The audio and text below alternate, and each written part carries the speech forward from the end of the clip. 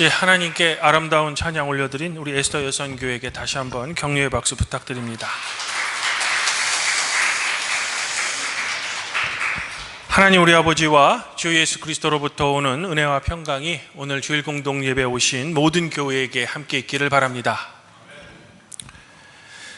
독일에 사는 한인 철학자 한병철은요, 2024년에 출간한 그의 책 불안사회에서 이 불안을 현대사회의 핵심 병리 현상으로 꼽습니다. 이처럼 현재 대한민국은 불안 가운데 살고 있다라고 해도 큰 과언은 아닐 겁니다.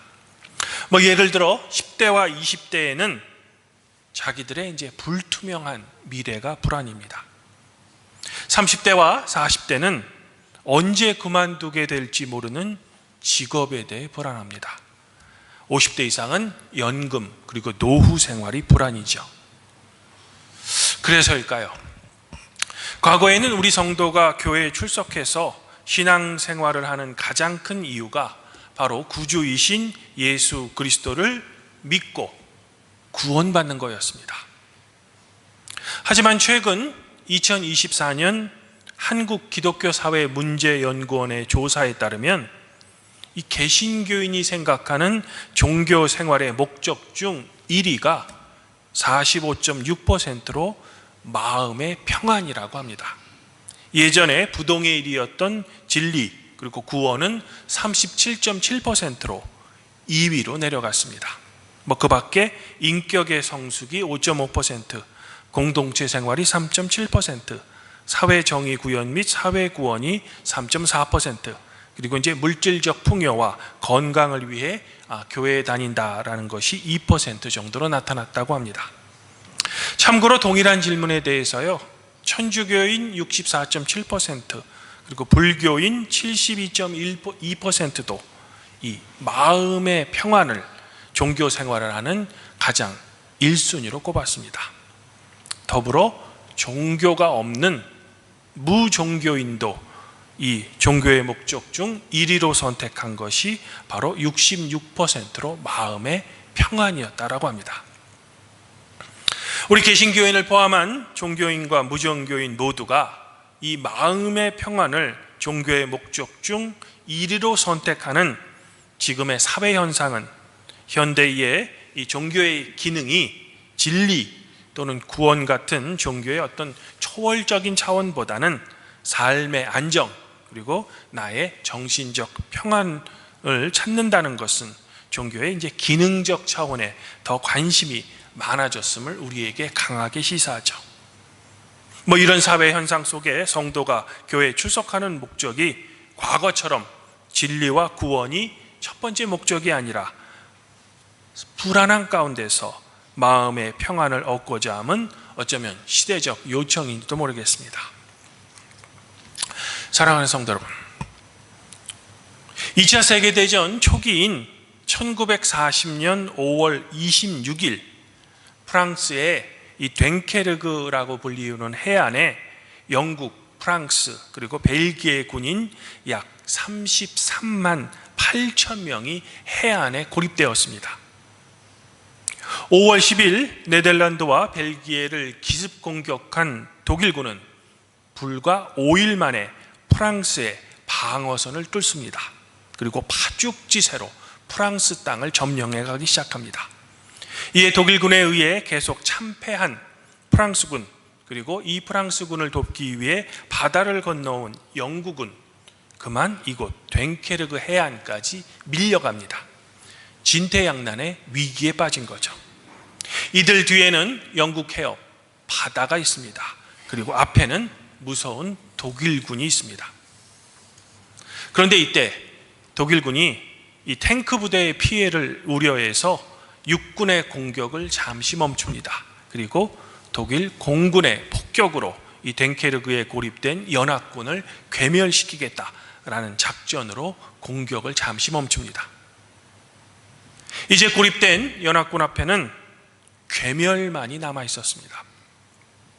하지만 이때 절망하고 있는 연합군의 바다 쪽에서 갑자기 여러 척의 군함과 작은 배들이 등장합니다. 고립된 이 연합군을 구출하기 위해 이들을 배로 날라서 영국 본토로 귀환하는 다이나모 작전, 이른바 됴케르크 구출 작전이 시작되는 겁니다. 독일군이 잠시 주춤한 8일 동안 연합군 해군과 민간인들의 보트들이 이 영국 해협을 건너 고립된 군인들을 구출합니다. 그리고 이 작전은 성공합니다. 연합군은 독일의 전투는 패배했지만 성공적인 이 구출 작전으로 전열을 다시 가다듬습니다. 당시 영국의 수상이었던 처칠은 하원에서 그 유명한 연설을 이렇게 합니다. 우리는 끝까지 갈 것입니다. 우리는 바다에서 싸울 것입니다. 우리는 점점 커지는 자신감과 힘을 공중에서 싸울 것입니다. 우리는 어떤 대가를 따르더라도 이 나라를 지켜낼 것입니다. 우리는 해변에서도 싸울 것입니다. 우리는 산에서도 싸울 것입니다. 우리는 절대 항복하지 않을 것입니다. 대부분의 전쟁 사학자들은요, 이 프랑스의 됴케르 해변의 무방비 상태로 그저 절망하고 낙심하고 있는 이 연합군을 독일군이 계속 진격해서 이들을 몰살했다면 아마 2차 세계대전은 결국 독일의 승리로 끝났을 것이다 라고 입을 모읍니다. 그러나 대패가 거의 확실한 이 절망의 상황이 결국에는 이 철수작전의 성공으로 연합군의 승리로 바뀐 겁니다. 됴케르크에 고립된 이 영국 병사들의 구출은 영국 국민의 사기를 정신적으로 고치시켰습니다. 그리고 이 작전으로 구출된 군인들은 조국이 자신들을 버리지 않았음을 느꼈으며 이때 살아남은 병력은 4년 뒤인 1944년 최종적으로 연합군의 승리를 가져온 노르망디 상륙작전의 핵심 전력이 됩니다. 처음에는 자존심이 상하는 이 완전한 패배처럼 보이는 일이 오히려 연합군에 새로운 힘을 불어넣어 최종적으로는 전쟁에 승리했죠. 이 작전은 역사 속에서 절망을 진정으로 위로하고 다시 하나가 되었을 때 전화위복이 되는 역사적인 교훈을 우리에게 알려주는 겁니다. 성도 여러분, 오늘 말씀에 따르면 부활하신 주님께서는 절망하고 낙심하는 제자들을 찾아오십니다. 지난주 설교에서 제가 말씀드린 것처럼 만일 저라면 스승을 버리고 도망친 이 배은망덕한 제자들을 심하게 야단쳤을 겁니다. 특별히 수제자 베드로는 더욱더 혼냈을 것 같습니다. 하지만 우리의 주님께서는 그렇게 하지 않으셨습니다. 왜냐하면 지금 제자들에게는 야단 그리고 가르침보다는 가장 먼저 위로와 마음의 안정이 필요했기 때문이죠. 마치 이 시대의 불안 가운데 살고 있는 우리 성도에게 가장 먼저 필요한 것은 마음의 평안인 것처럼 말입니다. 이런 이유로 예수님께서는 두려움에 떠는 제자들을 향해 너희에게 평강이 있을지어다 라는 위로의 말씀을 해주신 겁니다. 그런데 이 말씀에서 중요한 단어는 바로 평강입니다. 히브리어로는 샬롬, 헬라어로는 에이네네라는 이 단어의 의미는 말 그대로 전쟁, 다툼이 없는 어떤 평온한 상태를 의미합니다. 하지만 이 단어에는 더 깊은 의미가 있습니다. 그것은 바로 여러분은 여러분의 삶에서 여러분에게 주어진 고유한 사명을 잃어버리지 않고 그것을 위해 지금 목숨을 다해 실천하고 계십니까? 그리고 그런 삶의 실천이 여러분의 마음에 결국에는 안정과 평화를 주고 있습니까? 라는 질문이 되는 겁니다. 예수님께서는 3년 전 제자들을 찾아가십니다. 그리고 그들에게 하나님 나라에 대해 말씀해 주십니다. 그리고 이 하나님 나라의 복음을 세상에 전파할 사명을 주셨습니다. 그러나 제자들은 예수님의 십자가 처형 사건으로 말미암아 이 사명을 잃어버린 채 그저 두려움, 낙심 그리고 패배감으로 어떤 골방에 문을 닫고 절망의 늪에 빠져버린 겁니다. 마치 2차 세계대전에 됴케르크 해변에 고립된 연합군처럼 말입니다. 그러면 이런 제자 공동체에게 가장 필요한 것은 무엇일까? 혹시 부활하신 예수님께서 승리의 개선 장군처럼 유대, 로마 종교 지도자를 심판하신 후에 예수님을 따르는 새로운 추종자들과 함께 제자들 앞에 나타나면 제자들이 예수님께 환호하면서 그들의 모든 두려움과 패배감이 한순간에 사라져버릴까? 그럴지도 모르겠습니다. 하지만 그러한 방법이 옳다면 예수님께서는 처음부터 십자가에 달리지 않으셨을 겁니다. 바로 예루살렘에 입성하셨을 때 로마 병사와 종교 지도자를 당신의 권세로 모두 물리치셨을 겁니다. 하지만 이런 세상적 방법으로는 결코 하나님 나라를 이루지 못합니다. 왜냐하면 이 과정에서 또 다른 배제, 차별, 소외, 폭력을 낳기 때문입니다. 개혁을 외치면서 부단히 일어난 많은 개혁자들이 시간이 흐를수록 오히려 자신들이 개혁의 대상이 되어버린 우리 인간의 역사가 이를 증명하고도 남죠. 결국 그러한 방법으로는 우리 인간 안에 내재되어 있는 근본적인 두려움과 불안을 절대로 극복하지 못한다는 겁니다.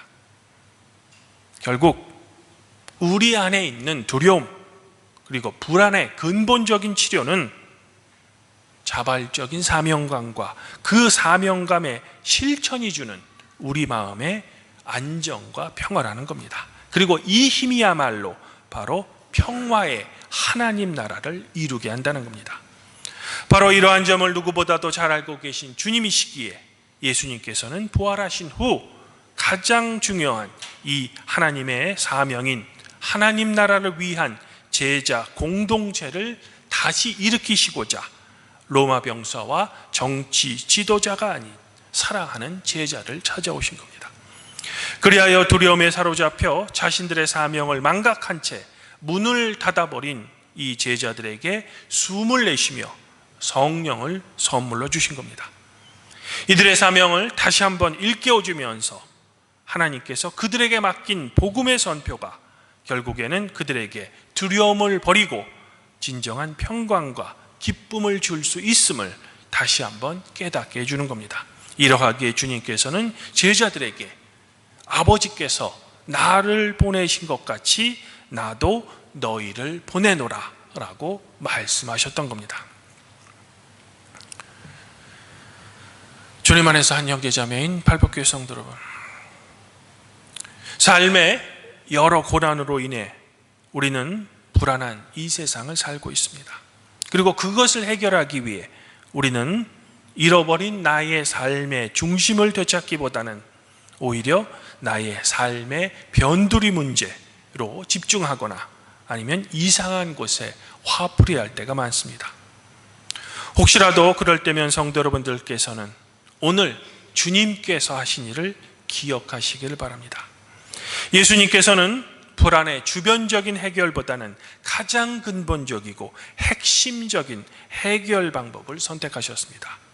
바로 제자들을 부르신 근본적인 사명을 다시 한번 일깨워주고 그들에게 자기의 본연의 자리로 돌아가 그 사명을 수행하는 것이야말로 그들 안에 있는 불안을 근원적으로 해결해주며 마침내는 진정한 평안과 기쁨을 줄 수 있음을 말입니다. 그러므로 성도 여러분 또한 이 세상을 살면서 여러 가지 불안으로 인해 여러분의 마음의 평안을 얻고자 하시면 오늘 주님의 말씀을 묵상하시며 여러분들에게 맡겨진 고유한 사명과 소명이 과연 무엇인지 지금 한번 고민해 보시기 바랍니다. 그리고 그것을 위해 지금 내가 목숨을 다해 마음을 다해 정진하고 있는지도 검토해 보시기 바랍니다. 더불어 그러한 나의 삶의 태도가 나의 마음에 진정한 안정과 평안을 주는지도 함께 묵상하시길 바랍니다. 만일 여러분의 마음에 진정한 안정과 평화를 얻지 못한다면 여전히 우리는 우리 삶의 중심에 서 있지 못하고 그저 주변 것들에 마음이 빼앗겨 있는 것입니다.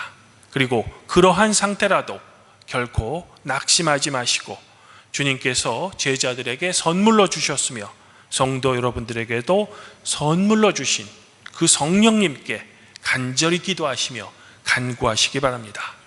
과연 내가 있어야 할 나의 본연의 자리는 어디일까? 그리고 나에게 마음의 안정과 위로를 주는 나의 사명은 과연 무엇일까?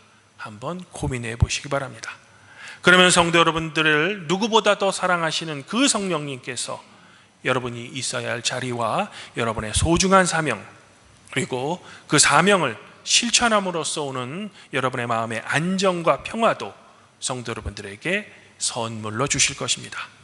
아물도록 바라기는 이러한 성령의 인도하심이 우리 팔복교회 성도 여러분들에게 먼저 있기를 저는 지금 소망해 봅니다. 그리하여 이 세상의 삶에서 성도 여러분들이 있어야 할 그 자리를 지키시며 그 자리에서 여러분에게 맡겨진 사명을 목숨을 다해 마음을 다해 정진하시길 바랍니다. 그리고 이러한 삶을 살아가시는 팔복교회 성도들의 삶에 성삼위 하나님의 진정한 안정 그리고 삶의 평화가 성도 여러분들 자신과 여러분의 가정 위에 항상 함께 있기를 성부와 성령과 함께 우리의 진정한 위로자이신 성자 우리 주 예수 그리스도 이름으로 간절히 축원드립니다. 그리하면 모든 지각에 뛰어나신 하나님의 평강이 그리스도 예수 안에서 성도 여러분들의 마음과 생각을 지켜주실 것입니다.